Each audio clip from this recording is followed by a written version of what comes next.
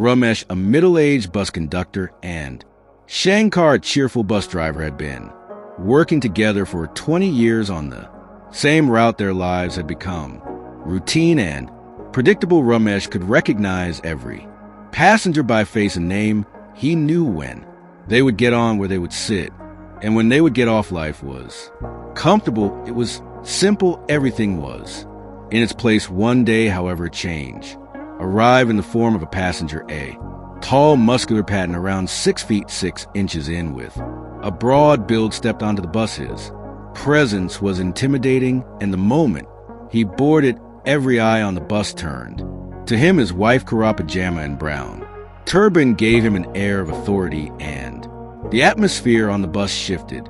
Everyone could sense that something had changed. Ramesh, who was always calm and composed, felt his nerves twitch. He had seen all kinds of passengers over the years, but this man was different. As the bus rolled along its route, Ramesh, trying to maintain his usual routine, approached the Patan with his ticket book. "Ticket, please," he asked, though his voice trembled slightly. The Patan, in a deep, firm voice, replied, "Pawn doesn't buy a ticket." Ramesh, taken aback and a bit embarrassed, stepped back. The other passengers looked on curiously, but didn't intervene. The moment had passed, and the bus continued its journey. Over the next few days, the same scene played out. The Patton would bore, and Ramesh would timidly ask him for a ticket, only to receive the same response: "Patton doesn't buy a ticket." As time went by, Ramesh started to feel a shift in his confidence. He realized that he was no longer commanding the respect he once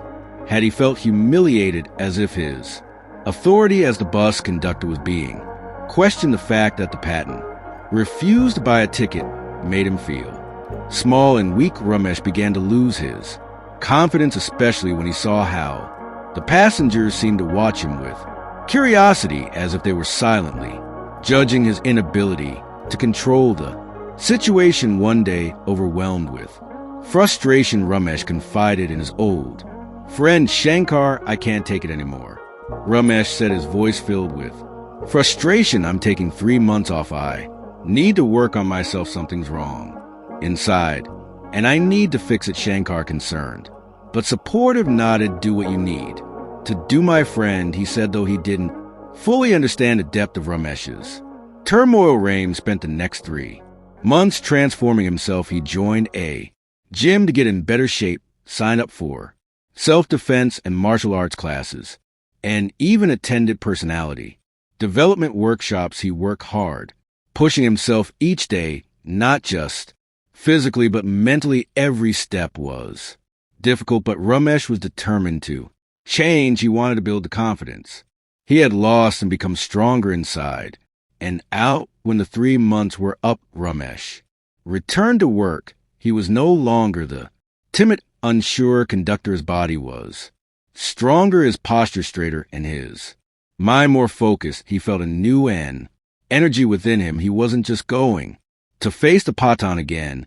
He was going to confront the weakness within himself. A few days after Ramesh's return, the Patan boarded the bus once more. As usual, a hush fell over the bus. The passengers glanced at each other, waiting to see what would happen next. Ramesh, standing tall and confident, now walked over to the pawn without hesitation.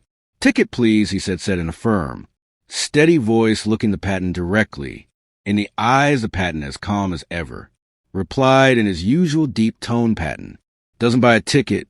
But this time, Ramesh wasn't backing down. He crossed his arms and asked, "Why doesn't the Patan buy a ticket? Everyone else does." The Patan looked at him, a small smile playing on his lips. He reached into his pocket and pulled out a small card. Handing it to Ramesh, he said, "Because I have an all-India government bus pass. That's why Patton doesn't buy a ticket." The bus fell silent for a moment. Ramesh just stared at the card in his hand, confused, and it hit him, the tension he had built up in his mind, the anger and frustration, the feeling of being disrespected. It all seemed so insignificant.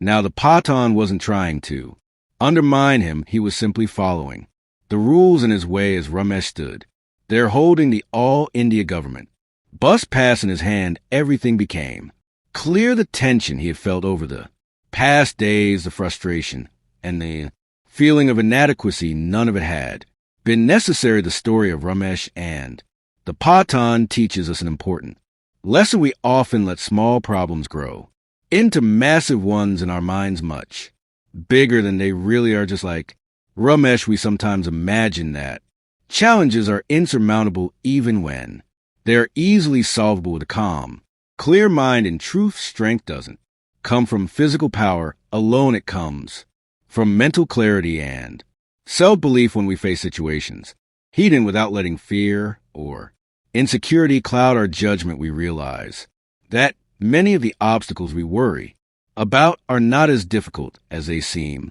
So remember, never think you are weak. The true measure of strength is in how we approach challenges with confidence, humility, and calm.